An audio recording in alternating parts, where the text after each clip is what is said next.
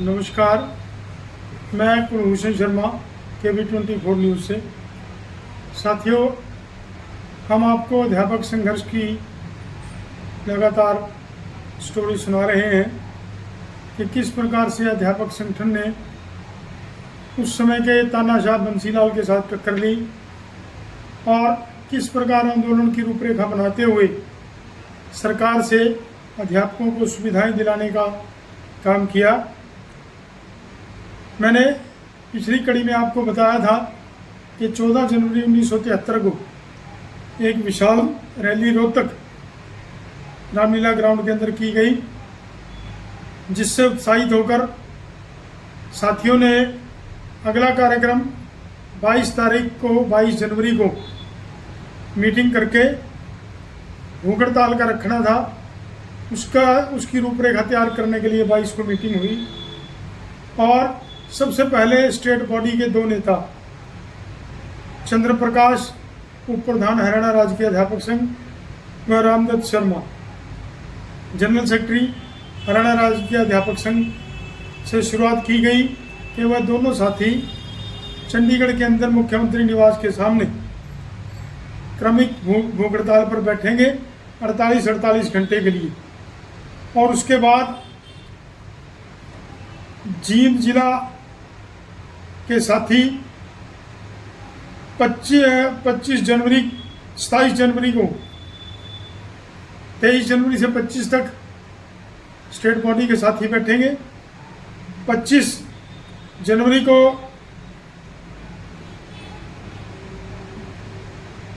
दूसरे जिला के जींद जिला के साथी, 27 को करनाल जिला के साथी, 29 को गुड़गांव जिला के साथी, 31 को रोहतक जिला के साथी और 2 से 4 फरवरी को महेंद्रगढ़ जिला के साथी और 4 से 6 फरवरी तक अम्बाला जिला के साथी और 6 से 8 फरवरी तक हिसार जिला के साथी भूख हड़ताल पर बैठेंगे। उसके बाद जो भी एक सर्कल पूरा हो जाएगा, जो भी पोजीशन होगी उस अनुसार कार्रवाई कर ली जाएगी। तो ये कार्यक्रम चलाया गया और बाद में इसको केंद्रीय शिक्षा मंत्री नरूला, जिनका पूरा नाम नरूल हसन एजुकेशन मिनिस्टर था, उनकी कोठी के सामने तब्दील कर दिया गया। 7 फरवरी को फिर मीटिंग होती है अध्यापक संघ की। उस मीटिंग में ये फैसला लिया जाता है कि सरकार बातचीत नहीं सुन रही अध्यापकों की, तो स्टेट के जो प्रेसिडेंट हैं सोनलाल जी, वो 8 तारीख को 1 बजे मुख्यमंत्री निवास के सामने चंडीगढ़ में आमरण अनशन की घोषणा करेंगे और आमरण अनशन पर बैठेंगे। आमरण अनशन से पहले उनके साथ संगठन के राज्य महामंत्री रामदत्त शर्मा जी सुबह चंडीगढ़ जाएंगे और प्रेस कॉन्फ्रेंस को संबोधित करेंगे। तो इस प्रेस कॉन्फ्रेंस के माध्यम से अगले एक्शन की घोषणा होगी और सोनलाल जी 8 फरवरी को मुख्यमंत्री की कोठी के आगे भूख हड़ताल पर बैठ गए, आमरण अनशन पर बैठ गए।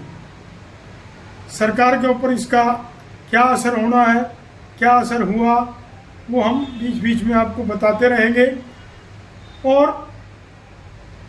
जब 10 दिन होने जा रहे थे आमरण अनशन के लिए, बीच बीच में धमकियां भी मिल रही थी प्रधान जी को, बीच बीच में हौसला तोड़ने वाली बातें भी सरकार की तरफ से आ रही थी। लेकिन राज्य कार्यकारिणी ने उस समय एक प्रस्ताव पारित करके दिल्ली के वोट क्लब पर 18 फरवरी को एक रैली का आयोजन किया, ताकि सभी हरियाणा के सभी टीचर्स को रैली के बारे में, आमरण अनशन के बारे में, प्रधान जी की पोजीशन के बारे में और आंदोलन को और व्यापक रूप देने के लिए नए कार्यक्रम की घोषणा की जाए। और इस सारे कार्यक्रम को उजागर सिंह संगठन मंत्री भूख हड़ताली कैंप के इंचार्ज बना दिए गए और चेन फास्ट को केंद्रीय शिक्षा मंत्री नरुल हसन की कोठी पर तब्दील कर दिया गया। 8 फरवरी को निर्धारित समय पर अध्यापक समाज को जागृत करने और न्याय दिलवाने के लिए राज्य प्रधान भूख हड़ताल पर बैठ गए और अन्य नेताओं ने और अध्यापकों ने उन्हें फूल मालाएं पहनाकर और जबरदस्त नारों के बीच मुख्यमंत्री की कोठी पर चंडीगढ़ में भूख हड़ताल पर बिठा दिया। तो विशाल रैली का जब न्योता दे दिया गया तो सभी टीचरों ने घूम घूम कर उस रैली के लिए टीचरों को आमंत्रित करना शुरू कर दिया, अध्यापक नेताओं ने। और इस रैली में पहुंचने के लिए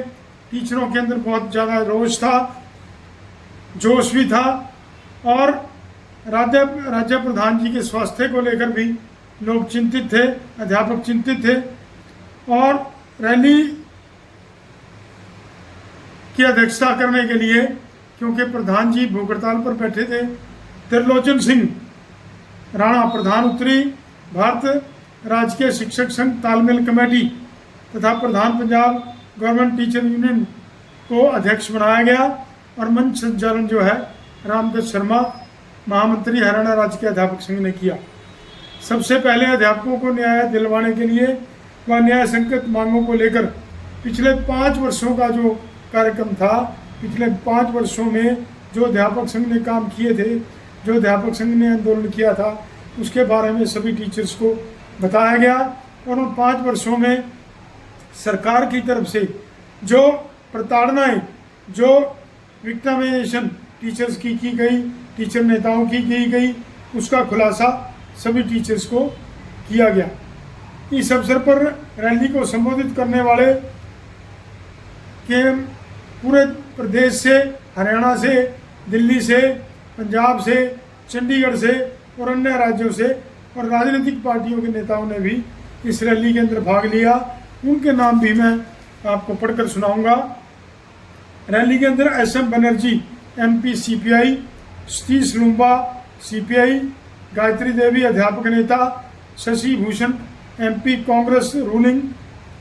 Premchand Abara EV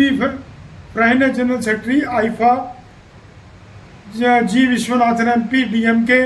SN Mishra MP Congress हो, doctor Muthukuran MP CPIM, Jyotirmoy Basu MP CPIM, Mukhtar Singh MP Jansangh party, Madhoram Sharma MP Haryana Congress हार, Bhai Mahavir MP, Shri Sinur Guha MP, Shri BD Sharma MP, Shri Kumarish Chaturvedi president DUTA, Shri Tayyab Hussain MP Haryana Congress हार, कृष्ण दत्त आर्य Chaudhary, Vijaypal Singh president GST Delhi, Yashpal president student union, Chaudhary Charan Singh ex president HRAS, Chaudhary Ratiram general secretary Haryana college teacher union, Lalji Bhai MP, Kartar Singh जून general secretary Delhi corporation teacher union, PR Premi teacher Congress Delhi, Deepchand Bandhu chairman rural committee Delhi corporation and convener of all teacher association of Delhi Congress आर MP Shashi Bhushan ने केंद्र सरकार को चेताया और उन्होंने सभी ने टीचर यूनियन की डिमांड्स को समर्थन दिया और हरियाणा सरकार की निंदा की और सभी ने इस बात को चेताया कि हरियाणा का मुख्यमंत्री ये ना समझे कि हरियाणा के टीचर्स जो हैं अकेले हैं। तमाम नॉर्थ इंडिया के टीचर यूनियन के पदाधिकारी, सभी टीचर्स उनके साथ हैं। तो और इसके साथ साथ रैली के समापन के बाद प्रधानमंत्री इंदिरा गांधी को ज्ञापन देने के लिए जुलूस के रूप में सभी टीचर्स उनके निवास स्थान की ओर कूच किया, लेकिन इंदिरा गांधी ना तो रैली स्थल पर आकर रैली को संबोधित किया और ना ज्ञापन लेने के लिए कोई आया। रात को 10 बजे वोट क्लब पर एक मीटिंग होती है कमेटी की, जॉइंट एक्शन कमेटी की, जो कमेटी एक्शन कमेटी बनाई हुई थी। मीटिंग में माणू राम के उस बयान की निंदा की गई जिसमें उन्होंने कहा था कि हरियाणा में से केवल 400 अध्यापक इस रैली में पहुंचे हैं, बाकी तो सारे दिल्ली के टीचर जो हैं वो हो हल्ला कर रहे हैं। तो इस बात की सभी ने एक स्वर में भर्त्सना की और ये फैसला लिया उसी समय कि 1000 टीचर कल अगले दिन मतलब 19 तारीख को केंद्रीय शिक्षा मंत्री नरुल हसन के आवास के सामने धरना प्रदर्शन करते हुए गिरफ्तारियां देंगे और हरियाणा सरकार को ये दिखाएंगे कि कितने टीचर्स हरियाणा के वहाँ पहुँचे हैं। तो इसके बाद माणू राम के बयान पर सभी ने ये फैसला लिया, रात को ही फैसला लिया गया और सुबह ये कार्यक्रम रचा गया। यह भी फैसला लिया गया कि इस आंदोलन का जो अब मुख्य स्थान होगा आगे से वो दिल्ली वोट क्लब नई दिल्ली से ही सारे कार्यक्रम चला करेंगे। इसके साथ ही उस दिन की मीटिंग खत्म हुई और आगे कार्यक्रम के लिए आगामी मीटिंग के बारे में जो भी कार्यक्रम हुआ उसको अगली किस्त में हम आपके सामने प्रस्तुत करेंगे। जय संघर्ष, जय एकता, धन्यवाद।